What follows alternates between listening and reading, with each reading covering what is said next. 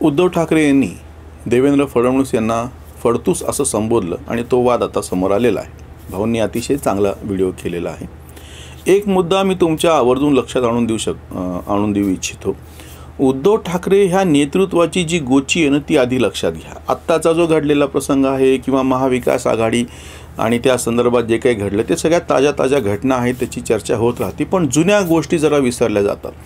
मी अगदी पहिल्यापासून म्हणजे जी पहिली निवडणूक बाळासाहेबांच्या माघारी उद्धव ठाकरे यांनी शिवसेना प्रमुख म्हणून लढवली बाळासाहेबांच्या नंतर, किती होती 2014ची लोकसभा निवडणूक. फार मोठ्या प्रमाणामध्ये म्हणजे 48 पैकी 42 जागा भाजप शिवसेना युतीला प्राप्त झाल्या.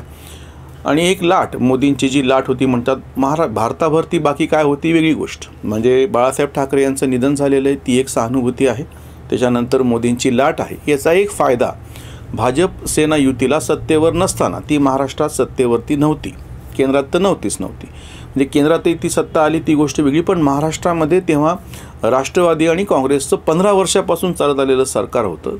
ह्या सगळ्या पार्श्वभूमीवरती 42 जागा निवडून आल्या. 17-18 काहीतरी तेव्हा शिवसेनेचे खासदार निवडून आले होते. पहिल्यांदाच इतक्या मोठ्या प्रमाणात शिवसेनेचे खासदार दिल्लीला निवडून आलेले होते.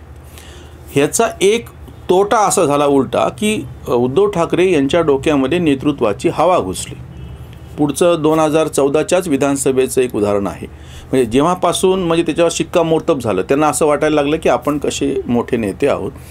भाजप सेना युती तुटली, तसं काँग्रेस राष्ट्रवादी पण तुटली होती. त्याचे कारणं आपण बाजूला ठेवूयात, म्हणजे त्याची वेगळी चर्चा स्वतंत्रपणे करता येईल. ह्यांनी जागा जास्त मागितल्या, असं ते तुटलं, असं आता सांगतात, ह्यांनी धोका दिला ते म्हणतात, ते बाजूला ठेवूयात. पण तेव्हाही 122 जागा भाजपच्या जशा आल्या होत्या, तसं उद्धव ठाकरेंच्या नेतृत्वाखालच्या शिवसेनेचं एक कौतुक करावं लागेल की त्यांना 63 जागा मिळाल्या होत्या. काँग्रेस आणि राष्ट्रवादी 40, 42 आणि 44 असे इतक्या कमी ह्याच्यामध्ये आटपले होते. पण महत्त्वाची गोष्ट ही होती की शिवसेनेला भाजपच्या विरोधात लढूनसुद्धा 63 जागा मिळाल्या होत्या. म्हणजे महाराष्ट्राच्या राजकीय पटलामध्ये फार मोठी जागा ही काँग्रेस आणि राष्ट्रवादीला बाजूला करून भाजप शिवसेना एकत्र असो की विरोधी असो यांनी व्यापली होती.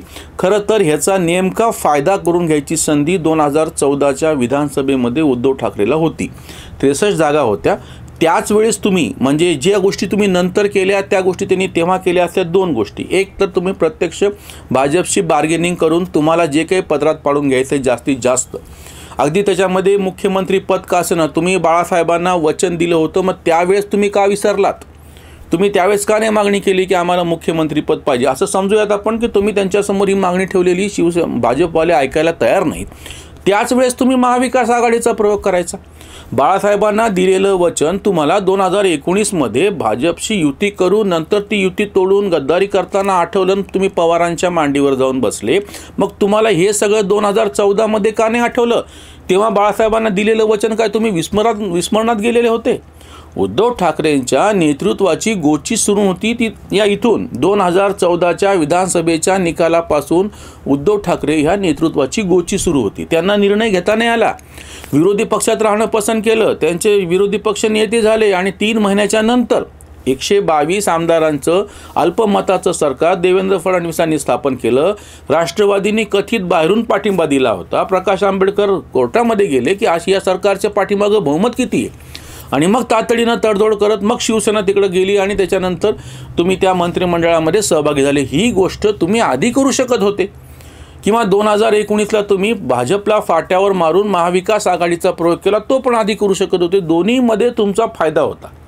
तुम्ही उशिरा त्या देवेंद्र फडणवीस मंत्रिमंडळात सामील झालात, 13 मंत्रिपदं मिळाली, पूर्ण सगळी कारकीर्द खिशामध्ये राजीनामेचेच टिमका गाजवत बसले.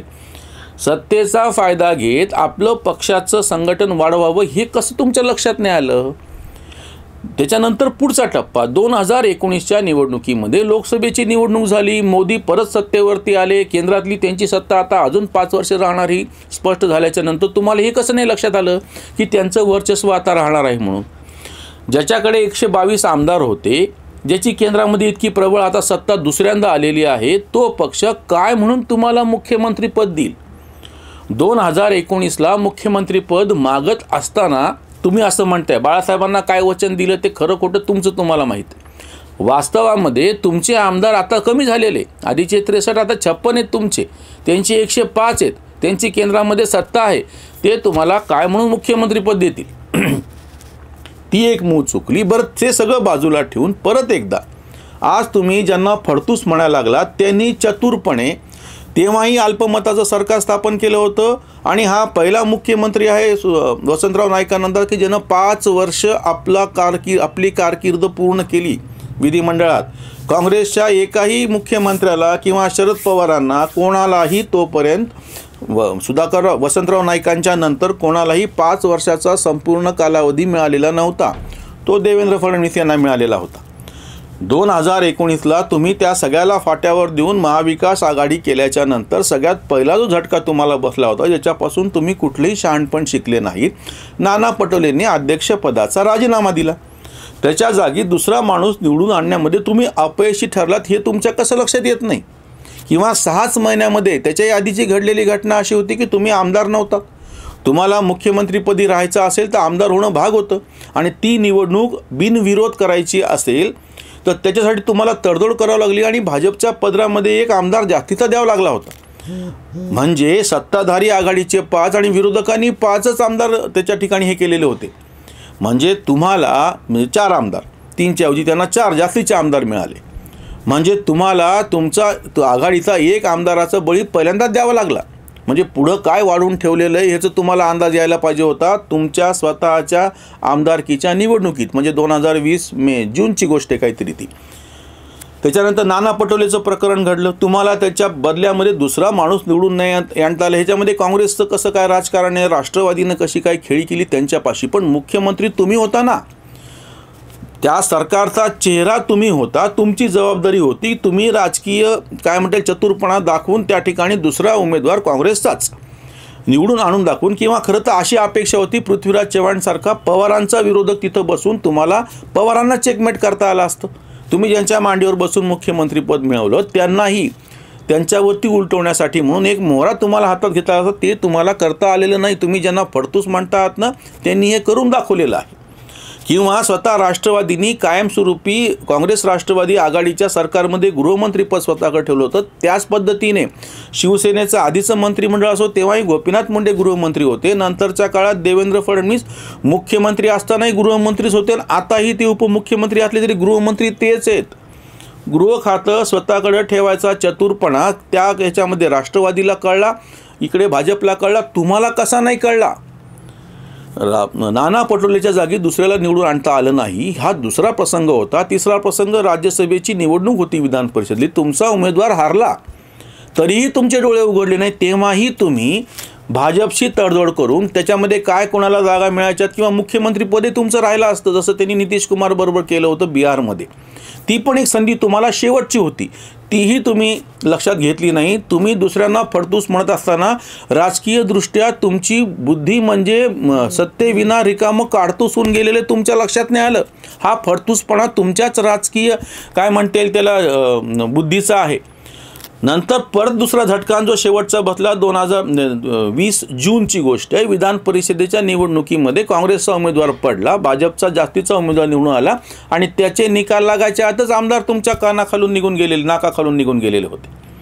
ज्यांना तुम्ही फडतूस म्हणता त्यांनी सातत्यानं 2014मध्ये तुमचा बँड वाजवला. 2019मध्ये तुम्हाला सत्ता मिळाल्याच्या नंतर 6च महिन्यात तुमच्या नाकामध्ये दम आणला.